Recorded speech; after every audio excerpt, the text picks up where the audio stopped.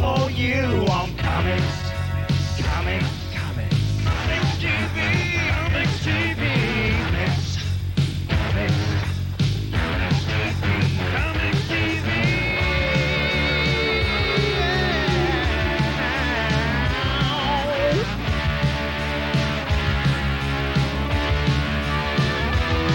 Hi, and welcome to Comics TV. We're your weekly guide to the entire comic book universe. I'm Steve Przybyla. And I'm Mike Rizzo. Each and every week, we bring you the greatest in comic book information. What kind of information? Everything you got to know about comic books, we're there and we know it. Before everybody else. We are the fastest, the quickest. And this is 1995. We want to welcome you to our first show this year. It's going to be good this year. We've got tons of stuff coming up this year. There's more things than we even can handle. So, let's kick it off with our first show of 95. Here's the comics. Steve. Thank you.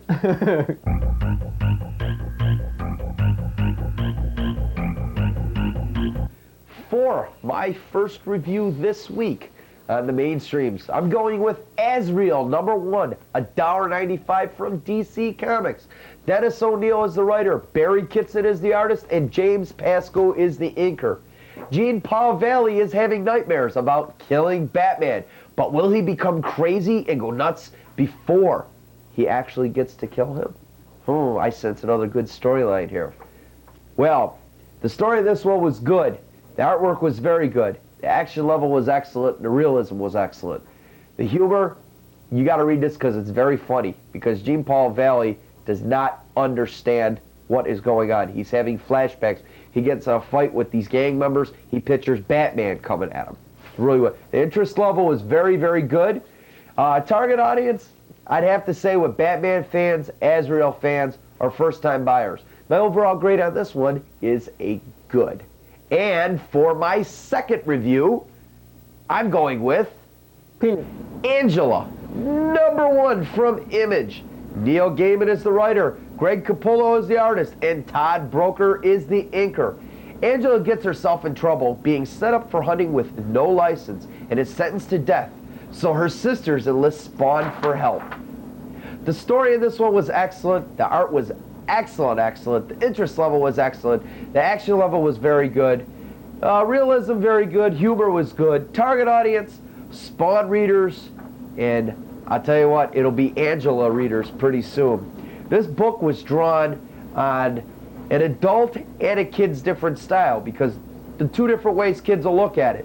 Older kids will look at it as eroticism, younger kids will look at it like a new superhero. It's really cool.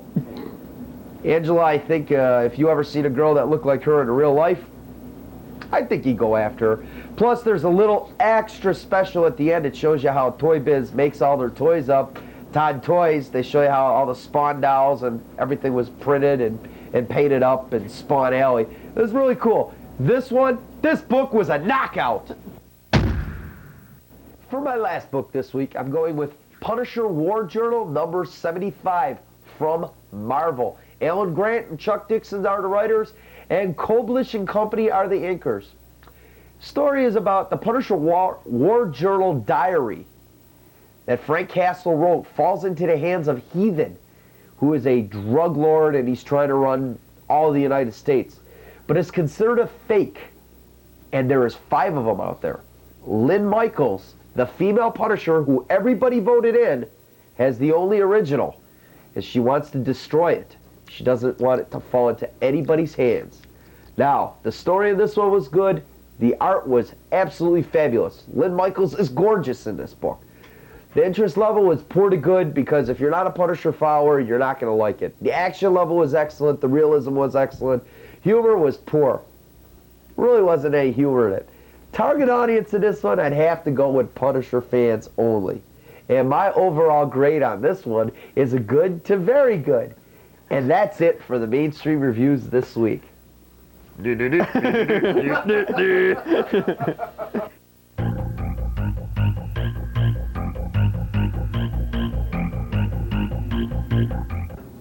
Topping this week's comics news, 1994 went out with a bang as big changes were made in the comic industry in late December.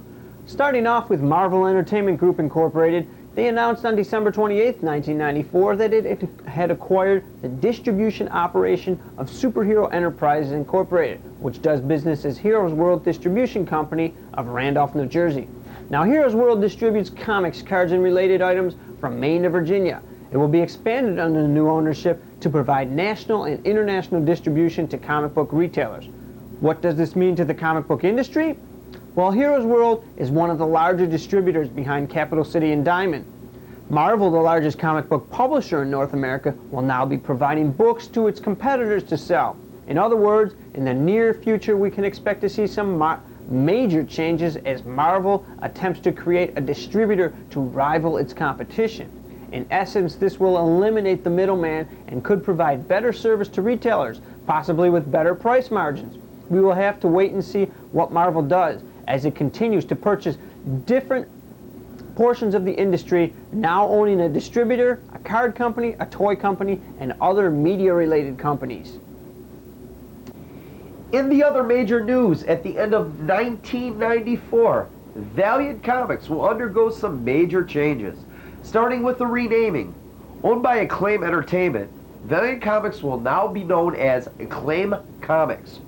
With separate imprints, these will be Valiant, the Superhero Universe, Windjammer, the creator-owned line, and Armada, the new imprint which will feature licensed properties.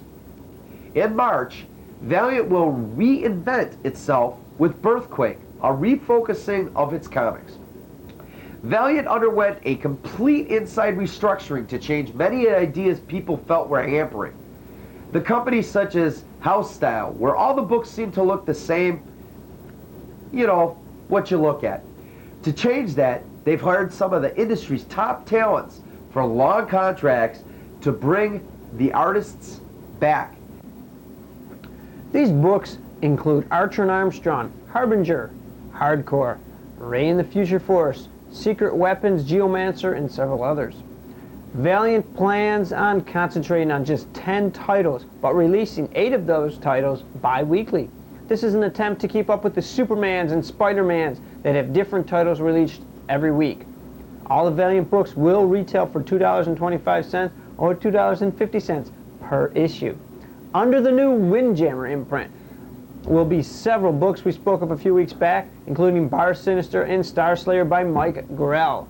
Under the Armada imprint, Acclaim has what may be a major project for them. Acclaim has attained exclusive rights from Wizard of the Coast, Inc. to create comic books based on the hit trading card game Magic the Gathering.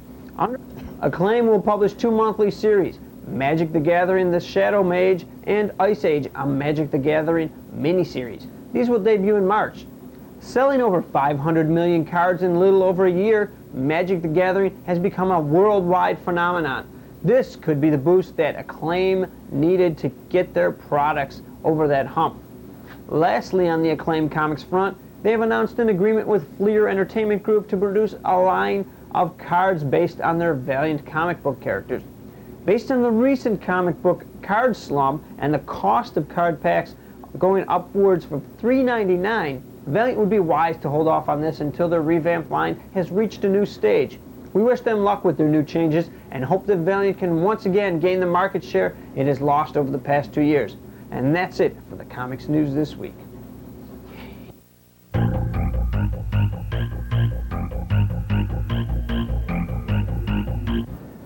My first book this week is Kabuki, Fear the Reaper #1 from Caliber Press. David Mack writes and draws this interesting book. The cost is $3.50. A while back we brought you a small preview of Kabuki. At that time we mentioned that it appeared to be very violent. Well, after reading the entire book, it's not as bad as we thought. Kabuki is the tale of a Japanese assassin in Japan. There's a lot of Japanese culture described. The art's a little detailed and exciting. Well, not a little detailed, it's very detailed. Similar to the She comic, I found this book enjoyable and would recommend it to the mature readers. At 41 pages of story, based on the new little comic book price index I figured out, the $3.50 price tag is a borderline price. Utilizing the price index, Kabuki costs 8 cents per page. Actually, it's not too bad. The art is very good and pleasing to the eye. The story moves pretty quickly right from the start. Overall, it's a decent book and it's worth a look. Next this week I have Atomic City Tales, #1 from Black Eye Productions. J. Sin Stevens is the writer and artist, or it could be Steffens, depending on what kind of person he is. He's the writer and artist. The cost is $2.95. The book begins with an introduction by Mike Allred of Madman fame. The art style of Atomic City Tales is reminiscent of Madman and maybe a little Love and Rockets. It's simple, live, line-driven art without all the fancy, detailed, image-styled, superhero kind of crap. It's very clean. There's a whole cast of characters in Atomic City, including local superhero Big Bang, who can make people do anything he wants. He can even jump into a television screen and start talking with the people there that are on TV. It's kind of interesting. There's flying cars, villains, love, kisses, and a whole lot of fun. Atomic City is a It's a fun book. It rates 12 cents per page on our price index there. So it's a book worth trying if you are looking for some light humor. The next book I have today, my last one, is Comics Review presents Modesty Blaze. It's #3 from Manuscript Press. It's by Peter O'Donnell. The cost is $5.95. Comics Review reprints Take Me to Your Leader is the title of the story, which originally ran from May 19th, 1977 to October 4, 1977. It's a great story in which Modesty helps to uncover a plot of aliens in order to bring world peace. It's an interesting story, and it almost sounds plausible. It's great seeing strips like these reprinted because they're good. They're, you know, a little borderline, a little cheesy, not cheesy, but cheesecake, you know. You got to see it to believe it. The problem is cost. This is a 30-page story, costs 19 cents a page, which is very, very expensive. If you truly enjoy these reprints, then it's worth it. But for the casual buyers, I'd have to say that this is way too expensive, and unless you're really, really looking for strip reprints, pass this one by. It's a good story, though. And that's it for my independent books this week. Today's Dual Review book is Cerebus, Mothers and Daughters, #39.